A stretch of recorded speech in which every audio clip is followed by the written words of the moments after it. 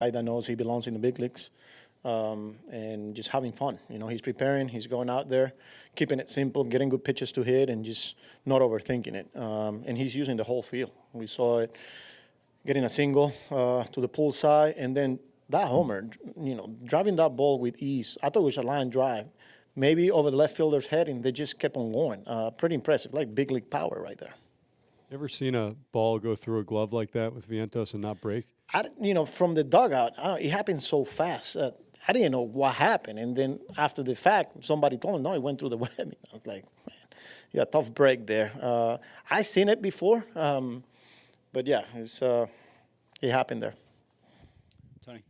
With Baty, you said confidence. Why do you think it was so hard for him to come by, not just early this year, but throughout his early career? And why do you think he's been able to flip that switch so quickly now? Yeah, I feel like every young player, when they first come up to the big leagues, they're always looking to impress or trying to do a little too much, trying to have success or results out of the gate. And sometimes it takes a lot longer for guys, This guy performed at the minor league level, and then, for some reason, it took some time for him to get comfortable here.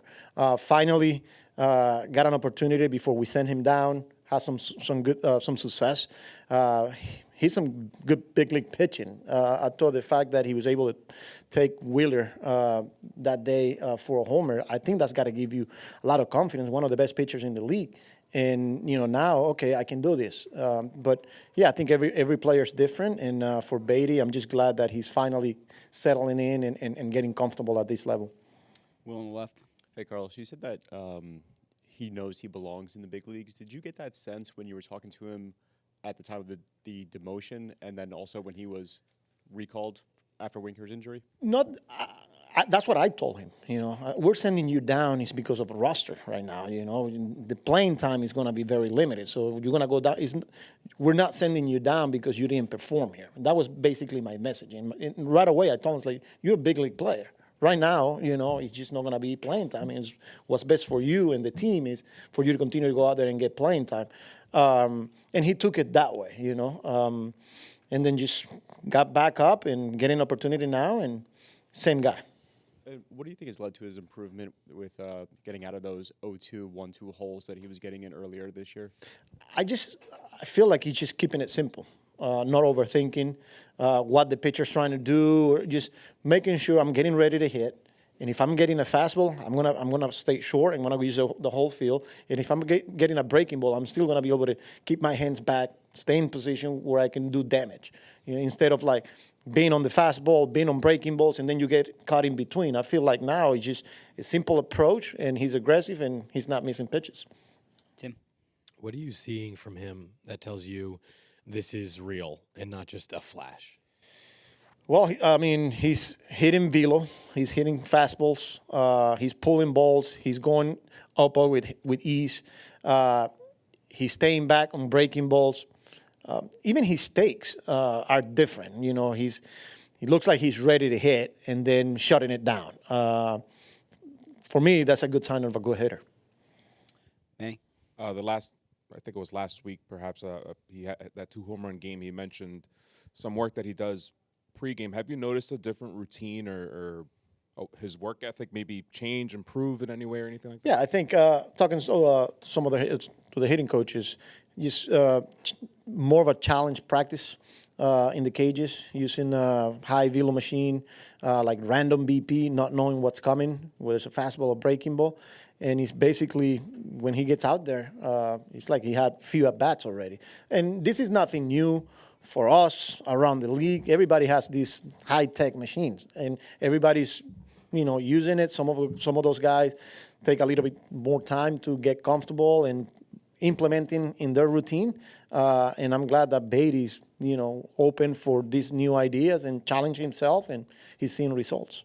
It must have been beneficial last year being sent down and being able to work on second base now because he's able to play different positions, right? Like, does it make it easier for you to put him into the lineup every day? Yeah, if you want to look at it that way, I don't know, beneficial going in the minor leagues, but yes, in that regard, he was able to show that, hey, I can be versatile. I can not only play second base, but I can play here. he's got a little experience in the outfield, and he's willing to do what it takes. He wants to be in the big leagues, and for him to continue to show that, hey man, I can play here at this level at second base too. We feel comfortable with that.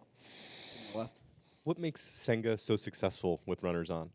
Yeah, today was very impressive. That fork ball today was pretty unbelievable. I thought the fastball had life. You know, it was up to 97, 98, and when he's got that and he's throwing it for strike, then he makes that fork ball a tough pitch to lay off. He was in trouble, you know, running at third, one out, second and third, one out, first and third, nobody out, and he was able to get out of it. Continue to execute pitches, and he was really, really good. Jerry on the right. Is giving Kodai a chance to complete the 6th inning there a reflection of his health and your confidence and comfort with him after a rough last year? Yeah, on that 6th inning, I went out there. I wanted to make sure he was feeling good. I wanted him to finish that inning, and I went out there and said, first of all, I wanted to make sure he was physically fine. You know, he was already at 100 pitches, and you know that was going to be his last batter, and that was pretty much the message in there. Give me everything you got here. You want to win it. And he got the ground ball, and he just couldn't complete the play there. But yeah, that was all to it there. Andrew. I think that was the most that Kodai has thrown that ghost fork at any point in his career. What about that pitch allows him to even lead with that pitch over his fastball? Yeah, I think the situation, the lineups, the swings, every situation is different. Every lineup, you know, we saw it today in the way he got out of the gate, establishing his fastball because he had life. And then once they started swinging, you know, he kept using it. There'll be times where teams seems like they're taking it right out of the hand, and he has to rely on some of the other pitches. But today he was getting a lot of swing and misses with it, and he kept throwing it. Manny again. Just back to Kodai and that mound visit. Did you learn something from that mound visit from him? It's something you haven't had the opportunity to do much because of last year. I wish I knew Japanese. No, just I think it's the first one that you know I have the opportunity to go out there and just to watch his body language, his face, and he wanted it right away. Before I asked him, he told me in very good English, I'm good, you know. So that for me is a sign of a guy that wants to continue to compete, feeling really good physically. When you're looking at a guy that for the first time he's 100 pitches and I'm good to go, I want to see that. And on the right. Carlos, your thoughts on the top 4 hitters being only 1 for 16? What was that again? On the with the Pittsburgh being 1 for 16, their first 4 hitters. Your thoughts? Yeah, I mean, you got to give credit to Kodai. You know that he made some really tough pitches for them.